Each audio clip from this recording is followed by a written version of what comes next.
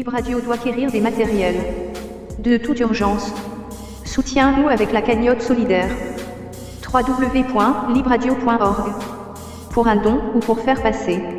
Merci d'avance.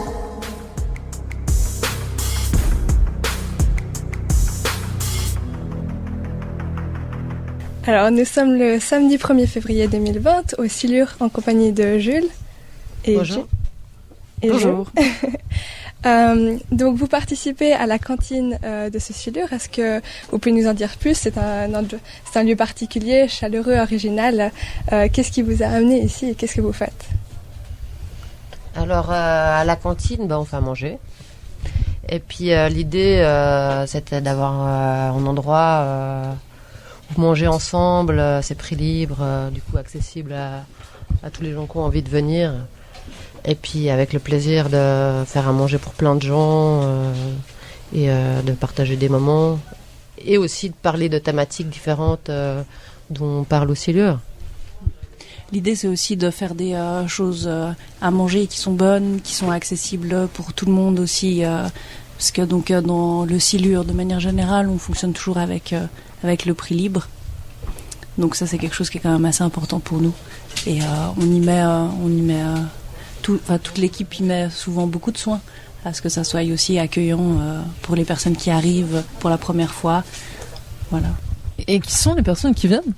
Il y a une population particulière ou vous avez vraiment toutes sortes de C'est assez mixte, participants? mais après il y a beaucoup les gens aussi qui ont des ateliers là autour et il y a beaucoup de jeunes, mais après c'est aussi d'autres gens quoi, de milieux différents. Et puis les repas, qu'est-ce que vous servez comme repas? Alors hier, on a fait des falafels avec on a fait aussi le pain pita. On a donc une des personnes qui s'est réveillée très tôt le matin pour aller faire tout ça. C'était un gros chantier. Mais voilà, des fois on fait des couscous, des fois on fait des repas un peu avec des bons légumes qu'on trouve aussi dans des endroits qui nous donnent des super bons légumes dans la ville. Donc, c'est des repas végétariens? En général, on essaie toujours de faire une option végane et voilà, c'est plutôt végétarien. Je sais pas si on a déjà fait de la viande, je crois pas. Et ça fait aussi partie de nos envies, c'est de faire attention à ces questions. Super, donc accessible à tous. Oui. Et l'équipe, vous êtes nombreux à travailler pour la cantine? C'est difficile à dire. Après, on a une équipe plus ou moins fixe. Ça fait pas très longtemps qu'on a lancé ça, qui roulons et qui faisons des réunions. Et après, il y a de plus en plus de gens qui viennent faire à manger. Et en fait, on est toujours plein. Il y a toujours beaucoup de gens. Et puis, on est toujours. Pour l'instant, c'est super bonne ambiance, super motivant. Et puis comme je disais avant, ce que j'ai pas vraiment développé, c'est que ça nous permettait aussi de parler d'autres thématiques des fois qu'on développe au Silure, vu qu'il y a pas mal, c'est un lieu collectif où il y a pas mal de groupes politiques. Et puis ça permet aussi de présenter un peu le programme du Silure ou d'autres choses qui se passent dans la ville. Et quelle est l'histoire derrière le Silure? Pardon? Quelle est l'histoire derrière la cantine, pardon? Des gens qui voulaient faire à manger ensemble et qui trouvaient cool d'avoir un resto prix libre. J'ai l'impression aussi que la nourriture, c'est quelque chose qui rassemble les gens, qui permet aussi en fait de proposer une porte d'entrée en fait au Silure, de faire des rencontres. Alors après je pense qu'on aimerait aussi, ou on avait envisagé peut-être de toucher, d'aller à la rencontre d'autres personnes plus dans le quartier. C'est des questions qu'on se pose aussi, comment faire en sorte que ça soit vraiment aussi potentiellement une porte d'entrée pour des rencontres, pour s'organiser. Oui, Et du coup, est-ce que vous avez le projet de faire ça dans plusieurs jours par semaine, dans d'autres lieux? En fait, quand il fait beau, quoi, disons que de mai à plus ou moins à octobre, il y a la Bouffe Pop aussi, qui est sur la place de la Navigation.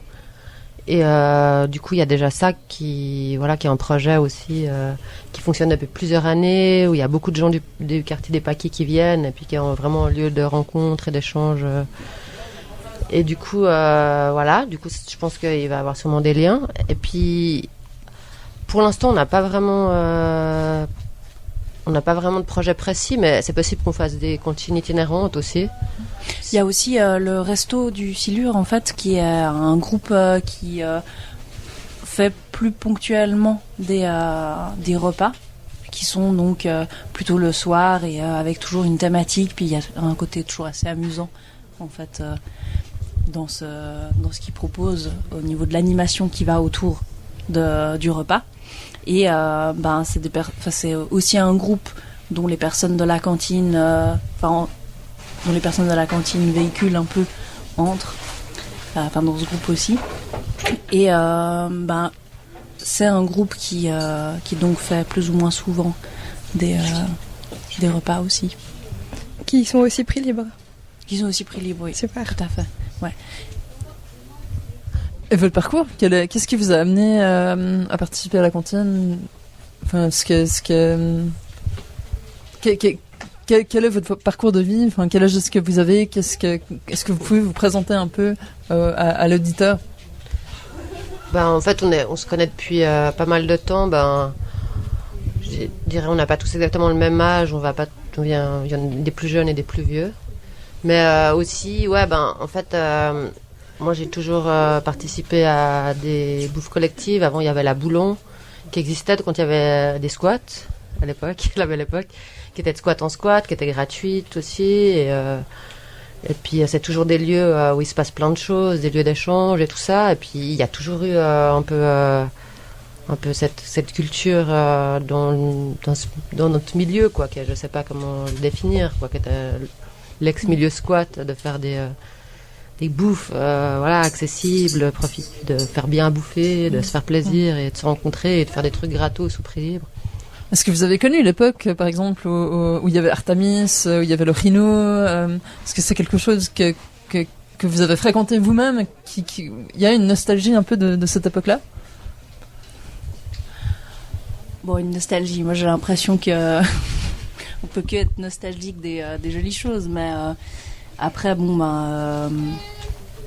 voilà, on essaie aussi peut-être de créer des choses qui vont dans qui, en tout cas, émergent de ce qui s'est passé ou qui continuent, ou en tout cas, que au travers de ce qu'on propose au Silure de manière générale à la cantine, que des choses ne se perdent pas, en fait, dans l'accessibilité de ces repas, dans des liens entre les gens. Voilà, j'ai l'impression que... Il y a par exemple l'Infokiosque qui a connu plein de maisons occupées, qui s'est fait expulser un bon nombre de fois et puis qui est ici, et du coup c'est juste d'autres manières de faire les choses. C'est clair que c'était la belle vie d'avoir plein de maisons partout, gratuites, sur tout ce que ça pose comme facilité de vie. Moins travailler, avoir des lieux visibles, avoir des pratiques collectives, avoir des maisons où on peut vivre à plein. Mais j'ai l'impression que du coup, les choses elles prennent forme mais différemment, mais elles continuent à exister et on continue à ouvrir des brèches.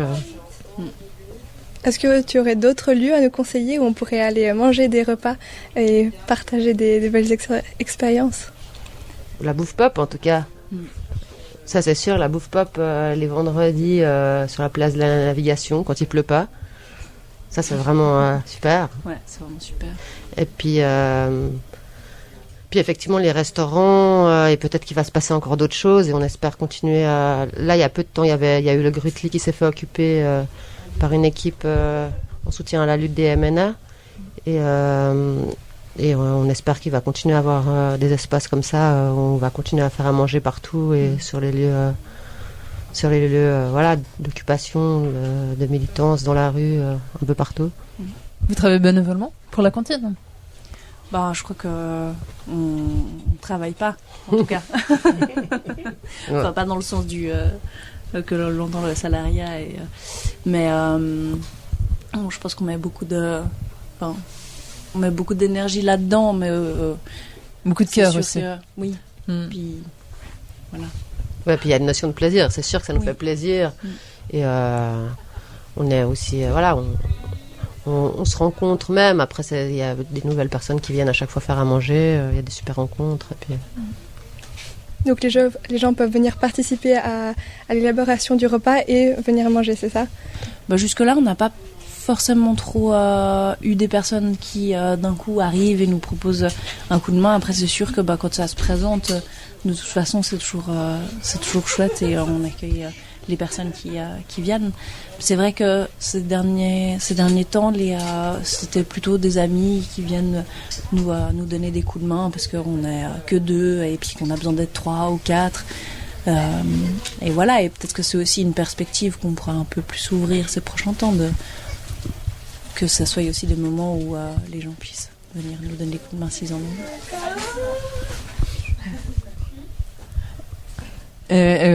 Vous êtes confiant par rapport à l'avenir? Vous pensez que la cantine va à des très très beaux jours devant elle? Oui, c'est sûr. Après voilà, on ne sait pas non plus combien de temps va durer ce bâtiment. On espère très longtemps. Mais ça sera ailleurs, c'est sûr. Il y a plein de gens qui viennent, et puis il y a plein de gens qui sont motivés à faire à manger, et du coup ça prendra une autre forme. Et puis, mais en tout cas, c'est sûr qu'on va continuer à créer ce genre d'espace. Parce que le bâtiment où on est, c'est un bâtiment occupé. Est-ce que il y a un contrat avec la ville ou bien vous risquez à tout moment d'être expulsé, de devoir trouver un autre lieu? Non, mais en fait, c'est le Silure est tout à fait le droit d'être là par ressources urbaines et avec qui du coup on a un contrat, voilà. À court terme. À court terme. À court terme, ils vont rénover ou détruire, je sais même plus, mais je sais pas. En tout cas, a priori, il y a un moment où l'Auxiliaire va plus exister à cet endroit-là. Parce que court terme, c'est plusieurs années, 3 ans, 4 ans ou une décennie C'est d'année en année que c'est renouvelé. Ouais. J'ai l'impression. Ouais, je crois que c'est ça, ouais. Super. Est-ce que vous avez quelque chose à rajouter Vous l'avez très bien dit, midi c'est un moment de partage, le repas c'est un moment de partage, d'échange, de plaisir. Avez-vous déjà été confronté à des moments de friction et si oui, lesquels? Premier volet de la question. Deuxième volet, avez-vous pensé à la problématique de l'alcool ou pas? Alors, pour les midis, c'est vrai que la question de l'alcool s'est jamais posée, on n'en a jamais proposé. Je crois que c'est même pas... Après, on n'a pas de problème avec ça et que, en fait, on n'a eu aucun souci jusque-là, j'ai l'impression. Que plutôt les gens sont contents, viennent... Enfin, voilà. Ouais.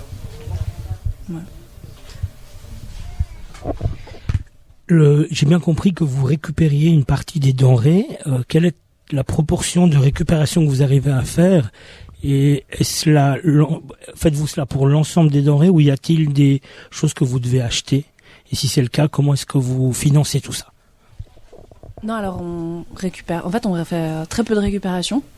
Ce que je voulais dire par rapport aux légumes, c'est qu'il y a aussi des coopératives diverses avec qui on est en contact et de temps en temps, on peut bénéficier de leurs légumes. Après, sinon, on fait des courses en fait chaque semaine pour la cantine et la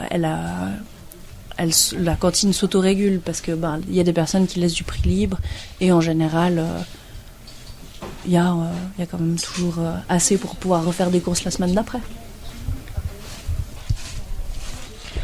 Y a-t-il des organisations analogues à la vôtre qui vous ont inspiré ou que vous inspirez ou avec lesquelles vous interagissez, d'autres types de cantines, que ce soit ici ou ailleurs, hein. Parce qu'on sait qu'effectivement, on parlait tout à l'heure des mouvements squats, il y a eu des cantines historiques, même à Genève, qui ont vraiment bougé les lignes, en fait, quoi. Et je me demandais si, là derrière, comme on l'a dit que c'était un engagement, que c'était bien aux antipodes du travail tel qu'on le conçoit, eh bien, est-ce là aussi l'occasion également d'échanger autour des pratiques et puis des dessins de ce que vous faites? Oui, totalement. Moi, j'ai l'impression que c'est quelque chose qui a toujours existé dans les milieux squats, dans les milieux anarchistes militants et compagnie, des endroits où on fait à manger ensemble où du coup c'est un lieu ouvert et tout ça, et que du coup comme j'ai dit, il y avait la Boulon qui était dans les différents squats. Il y avait aussi un endroit qui s'appelait la Boulon, qui était, si je me trompe pas, une caisse de soutien aussi pour les prisonniers ou quelque chose du genre. J'étais très jeune. Je me souviens pas exactement. Et puis, c'est des pratiques qui perdurent et qui ont sens parce que c'est des pratiques de rencontres, d'échanges et oui, on vient de tout ça, ouais. Puis après, il y a des fois aussi où je pense on se retrouve à faire à manger dans d'autres endroits, dans d'autres contextes, et que des fois c'est des individus de la cantine qui sont allés par exemple dans une ville à côté qui faisaient des cantines aussi, et d'un coup il y a le groupe cantine qui arrive, puis c'est aussi comme ça qu'on fait des échanges, qu'on se rencontre, et ouais. Il y a des lieux comme le Grutli, par exemple. Quand le Grutli est occupé, souvent, vu qu'il y a cette pratique-là de faire à manger pour plein, il y a plein de gens qui savent faire ça. Et du coup, ça permet de faire à manger pour plein aussi au moment des occupes. Et puis voilà, il y a du matériel collectif, des pratiques. Je voulais vous questionner sur le matériel justement, mais avant ça, pour aller un petit peu plus dans le questionnement que je viens de vous poser, il y a effectivement parfois des longs temps ça peut être des campements anarchistes qui ont cours. À Saint-Imier, il y en a eu un, ça fait pas si longtemps que ça, en 2012. Il y en aura un prochain en 2022. Est-ce que là, la cantine intervient d'une certaine manière, ou pourrait intervenir, ou en tout cas échanger avec les gens parce que ça, c'est des moments où, quand on est plusieurs jours dans un même endroit, l'intendance, c'est un sujet toujours extrêmement central et souvent compliqué. Oui, effectivement, ça pourrait. Et puis j'ai l'impression qu'il y a certaines personnes de la cantine qui ont déjà eu ces pratiques sur des chantiers ou des rencontres militantes d'aller faire à manger. Et ça pourrait totalement être le cas que la cantine... Après, ce projet-là de la cantine du Silure, il est encore assez neuf, mais effectivement, je pense qu'on a assez envie aussi de se déplacer et d'aller dans ce genre d'endroit. Et concernant la récup, justement, le fréganisme, ça c'est quelque chose aussi qui pourrait devenir une des pratiques complémentaires de la cantine. Le fait d'aller justement faire les poubelles, ou pour le moment c'est pas à l'ordre du jour. Oui, ça l'a été. Ça l'est sûrement pour certaines personnes. Ça fonctionne pas tant comme ça, mais aussi un peu. Mais oui, il y a beaucoup. Il y a aussi cette pratique-là de trouver des choses gratuites de manière ou d'une autre, quoi. D'accord. Concernant justement le matériel, faire la cuisine, ça nécessite un matériel opérationnel pour de vrai, des couteaux qui coupent pour de vrai, des grandes marmites qui sont grandes, et puis de l'énergie. Comment vous arrivez à gérer tout ça? Je veux dire, vous avez un stock avec des grandes casseroles comme il faut, des grandes spatules, vous avez un four à gaz, un réchaud à gaz énorme, ou il vous faut de l'électricité, ou comment? On a un matériel qui s'est construit aussi au fur et à mesure, et c'est sûr que en fait on a des énormes casseroles. Quand il faut, on sort nos petits trépieds, nos réchauds avec des... pour pouvoir faire à manger pour beaucoup. C'est sûr qu'il faut beaucoup de matériel, que c'est souvent aussi un enjeu parce que c'est un matériel que on a aussi envie de pouvoir prêter quand il faut. Par exemple, au Grutli, la question se pose, nos grosses casseroles, c'est pratique pour nourrir une centaine de personnes quand il y a une centaine de personnes qui viennent aux AG. Et le lendemain, il faut quand même pouvoir faire la cantine au Silure, ou alors déplacer la cantine du Silure ailleurs à ce moment-là. Mais voilà, en tout cas, le matériel, on l'a acheté en partie, et voilà. Ouais. Mais la cantine, c'est aussi le prix libre en fait qui sert à ça. Ouais, ça c'est important de le dire. Oui, le prix libre. Oui, le prix libre en fait, il sert pas juste il sert vraiment à faire fonctionner la cantine. C'est donc toujours cette boucle dont je parlais avant, c'est qu'en fait il y a suffisamment, les personnes donnent suffisamment pour que on puisse continuer. Et faut pas oublier que dans le prix libre, il y a aussi l'idée que les personnes qui n'ont pas d'argent et qui n'ont pas envie de donner d'argent, c'est pas forcément indispensable, c'est pas un prix libre très actif, il y a une caisse et on n'est pas du tout en train de surveiller combien les gens émettent, ça se passe complètement à la confiance. Il y a des gens qui ont du fric qui viennent et qui laissent du fric, et ceux qui n'ont pas de fric, ils n'en laissent pas. Ouais. Aucune injonction. Il n'y a pas d'injonction parce que je sais que des fois il y a du prix libre actif qui peut mettre certaines personnes mal à l'aise, surtout des gens qui n'ont pas de fric. Et du coup, nous, c'est voilà, quoi, c'est une caisse de soutien là, ça marche, quoi. En tout cas, là, ça marche. Super. Et puis, s'il y avait des appels à lancer, lesquels seraient-ils? Est-ce que vous auriez besoin de bras, de matos? Pourquoi pas même de matières premières, des éléments, des aliments non périssables que vous stockeriez? Ça peut être des conserves, des pâtes ou des choses comme ça. C'est un peu des trois ou peut-être aucun des trois. On aimerait une cantine plus grande pour pouvoir nourrir encore plus de monde. Ouais.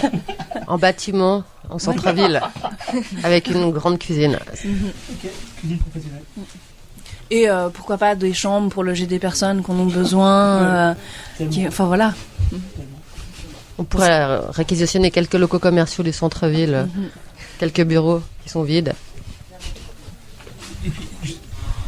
Oui, et puis pareil, vous savez, ces actions qui a lieu de temps en temps dans les supermarchés où on va justement réquisitionner de la bouffe, on prend les chariots et puis on dit on remplit, puis on sort et puis on paye pas. Ça, des actions coup de poing comme ça, est-ce que l'intention vous habite, sachant que des fois on la fait pas parce qu'il faut qu'on reste opérationnel et on va pas envoyer au casse-pipe les camarades et démanteler un truc parce qu'on a fait une bêtise un petit peu comme ça. Ou est-ce que des fois, on a quand même envie de le faire parce que la justice sociale, elle est aussi dans la réappropriation des denrées également, quoi. On est totalement solidaires de ce genre d'action. Complètement. Parfait. D'autres choses à rajouter? Non. Ouais, non, ça va. Merci beaucoup à Jules et Jim. Je rappelle que nous sommes donc au Silure, qui est accessible via le tram 14 à l'arrêt Palladium, à environ une centaine de mètres. On peut donc y retrouver une bibliothèque pour emprunter des livres ou une friperie improvisée comme il y a maintenant, et des repas prix libre. Merci beaucoup. Merci. Merci.